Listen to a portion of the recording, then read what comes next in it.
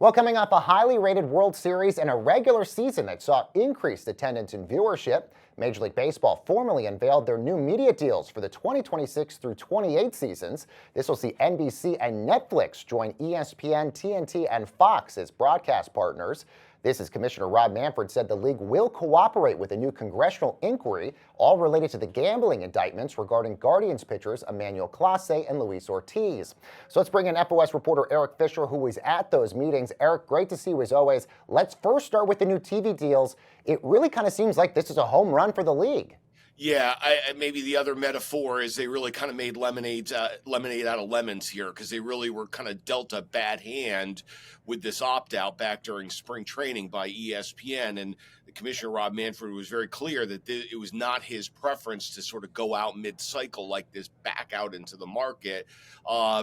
But was really able to craft together three pretty forward-looking deals that, all have a pretty prominent streaming component, brings back NBC, which has a long history and legacy of baseball, brings in Netflix in a big way, and really dramatically reconstitutes the ESPN deal that I think certainly works better for ESPN themselves, but could work better for the league too. Yeah, let's talk about those three in particular. Let's start obviously with NBC. Now it seems like with Sunday Night Football and the NBA rights also on Sundays, now adding Major League Baseball, it really feels like NBC is owning Sunday nights. And then for Netflix, do you feel like this sort of fits their mold of eventizing particular things, having the home run derby in the Field of Dreams game? Yeah, so with respect to NBC, we talked about this with NBC Sports President Rick Cordell a couple months back at Tuned In, and your premise is spot on that they've got this year-round showcase of live sports on a really important night in American television, and baseball is a fundamental part of that now, and so they really are standing shoulder to shoulder with the NFL and the NBA, and they probably are not going to get NFL type numbers, but it's a great showcase for the league on broadcast television. In the case of Netflix, they're coming in even a little bit bigger than I thought that they would be. That we knew that for some time now that they were going to have the home run derby and a season opening game, and when the upcoming season, that'll be the Yankees and the Giants. But to get some additional inventory beyond that, most notably the Field of Dreams game next year, it really shows that they would. Yes, it is still a continuation of their event-based strategy, but baseball is a fundamental part of that and bigger again than what we initially thought. Let's talk the ESPN angle in all of this, because Rob Manfred at ESPN sort of had some contentious sort of negotiations leading up to all of this about what ESPN would be doing with Major League Baseball, given the fact that they've been a partner for the league for so long.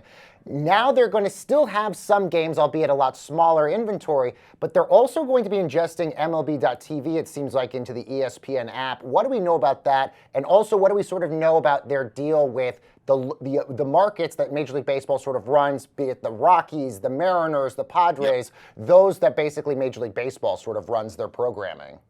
Yeah, a lot of this inventory is really designed to serve this new direct-to-consumer product. And yes, there will be games shown on the regular linear networks, but all the things that you mentioned, the half dozen teams and potentially more going forward that are part of the league-based model for local rights, they're going to now be within the ESPN DDC app, ESPN Unlimited as they're calling it. Same thing with the out-of-market package, MLB TV.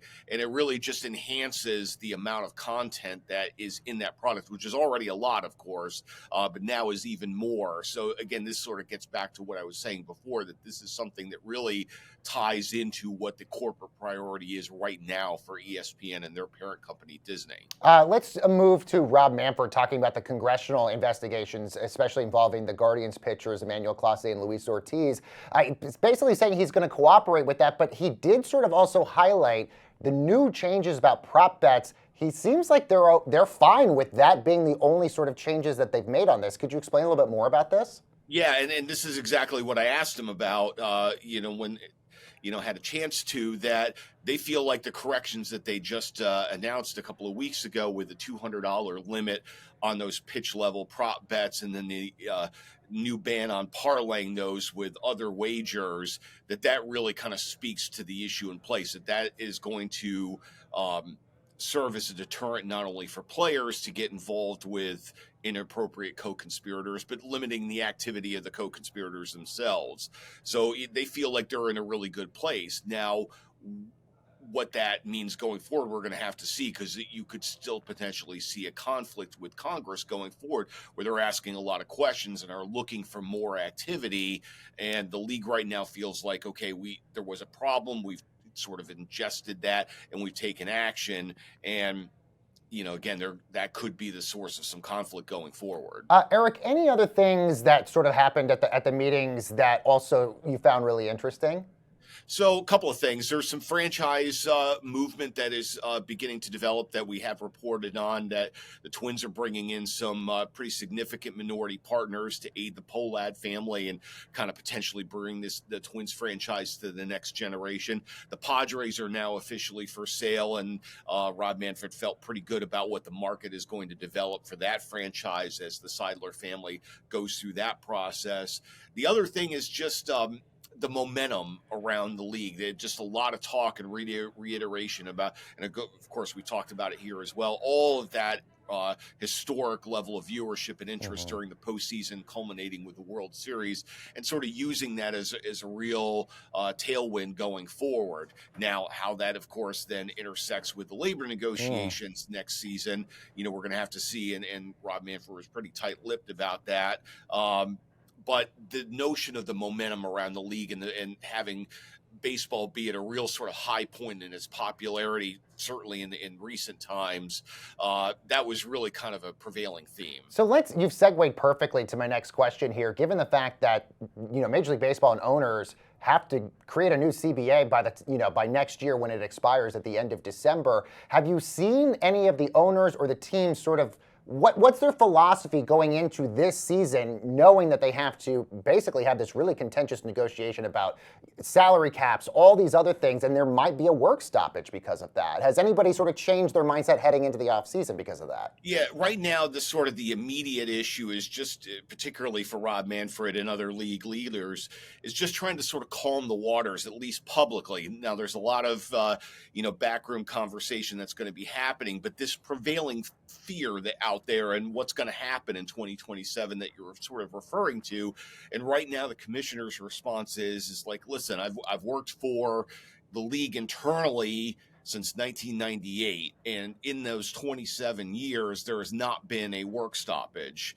There have been a couple of close calls. We had a delayed start to the 2022 season because of the lockout that off season, another close call in 2002, but he is correct that they've not actually lost any games during the entire time that he's been an in-house league employee in various roles. And he's sort of like, trust me, that's sort of the answer at this point. Now, whether that sort of carries forward, we're going to have to see, because he also at the same time talked about there is a sort of competitive balance problem out there. And again, there's a lot of fans out there that are really kind of concerned about the widening gap between the haves and the have-nots.